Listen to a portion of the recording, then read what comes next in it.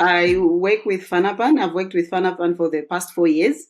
I joined FANAPAN on a project called ATUNU, Agriculture to Nutrition.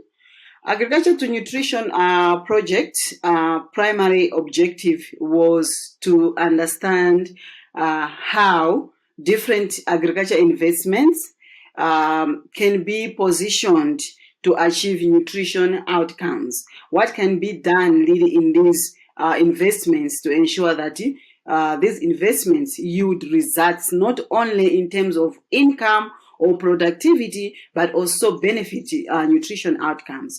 It was also about developing tools, right tools that these projects can use to select nutrition interventions that they would have. So in this case, they would look at, in the Aton case, we are looking at the pathways that could benefit nutrition. So we could look at if we empower women in these projects, could women empowerment be a pathway to achieve nutrition? If a woman is empowered, does that mean that she'll be able to make decisions about the income she has realized from the livestock? So those are the areas that we're looking at. If we're promoting, we promoted, for example, production of vegetable gardens, production of vegetables, so that the livestock droppings could be used as manure in the gardens, at the same time to complement the food groups that the household can access. And if we are measuring the quality of diet, we should be able to look at this household does not only produce livestock, but is also able to access vegetables or fruits and other foods. So in a way, I would describe the Atono project as a tool that would support existing projects achieve not only their primary goal of increased productivity and income, but also nutrition for the members of the family.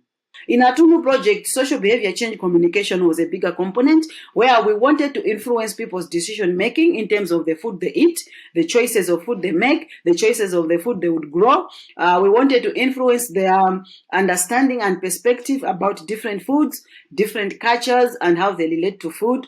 And we also were dealing with a livestock production whereby these chickens were not from the local community. They came from other communities. They were hybrid chickens. They were big. People had all sorts of myths and misconceptions, believing all sorts of things, and in some cases, they started questioning these chickens. So we needed enough information for them to understand. And I think that reminds me, in a lot of research that we do, if we are coming up with a new breed of crop or livestock, if there is a disconnect between social behavior change communication or communicators and research scientists who are coming up with a new breed, that breed of crop may not take up. Because there are a lot of cultural things that influence social issues that are at play. So if you just introduce something in a community, people have questions, because it's religious. Their religion would dictate that, their culture would dictate them to ask questions. Why are you giving us this? Why is it free? Why?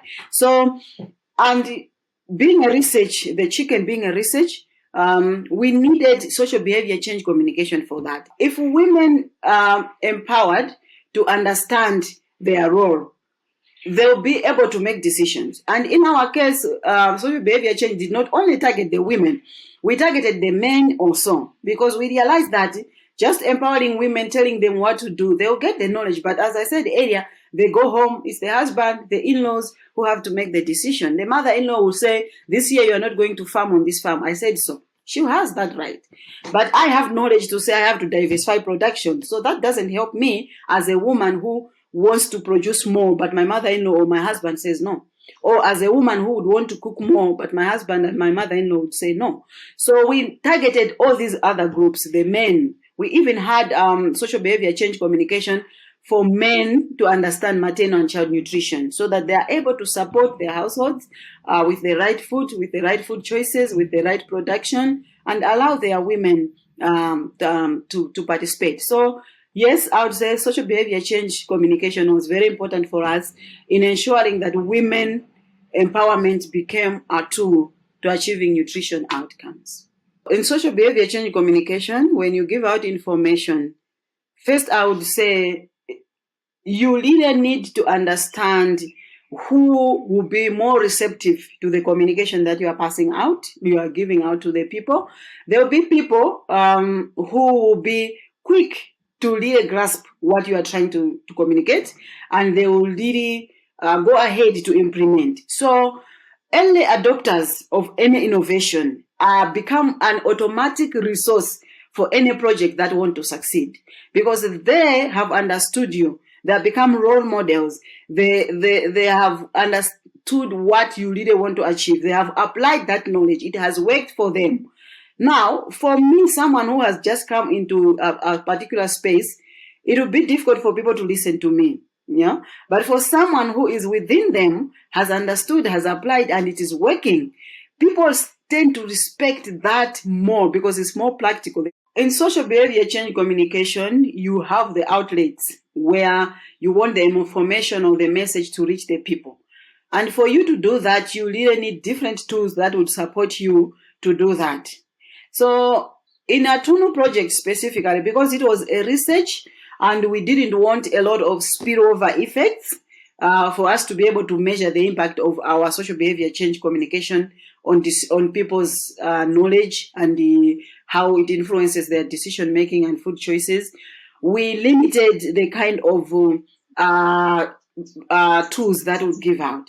Then we came up with theater. So theater knowledge and the scripting would really respond to the particular issues in a particular community. It is not one size fits all kind of approach when it comes to things like those to theater. So, for example, in Tanzania, when we were doing theater, let's say in Dodoma area, we really needed to understand a lot of issues, their production systems, their climate, a lot of things that would influence and that would determine their food systems and a lot of other things. So theater for behavior change played a role. We could role play a thing. Let's say, I'll give you an example of a community where there were taboos about eggs being fed to children in this community. In theater, we could come up with a script that would have involvement to dismiss those, but in a better professional way, where people would come to realize, so all this time we are believing this and this was not true. So theater played a bigger role. We also realized that men didn't like really reading or attending these sessions, and we knew that men like playing games, being in a group. They could play solitaire games, they could play what we call bao, where they move the stones. It's like similar to chess, but not really chess. But it's some of those African games they play. So we had also to really understand what do really men like doing. So we came up, for example, with playing cards. Instead of having a joker and a queen and a king, we changed that to instead having a food group, a staple, a meat and stuff. And then the game could allow them, we could ask them to classify the different foods from the game. So whoever classifies their stack of cards faster, if they are able to put all the foods groups in different, like animal source, vegetables, fruits, staples, oils and fats, the one who finishes first wins the game. And we realized that the men loved that game. We also used the same cards to help the men to decide what food to prepare, their wives should prepare, or they should help their households to eat in a particular day. So we could challenge them, choose a card of your choice and explain why you chose that card. So they would choose a meat, maybe some milk, maybe some, and then we would come to a discussion to say, look, here you are choosing only animal source foods. And they would go like, yeah, that's what I want to eat. And then we come in with nutrition knowledge to say, yes, you want to eat all these animal source foods, but it's not healthy also to eat like that. So creativity became our mode of doing things, because as a Tono project, we were in so many communities, very diverse. Ethiopia, Tanzania, even in Ethiopia, they were also very diverse. Oromia is different from Tigray, is different from southern nations. So all these dynamics really forced us to engage as many tools as we can.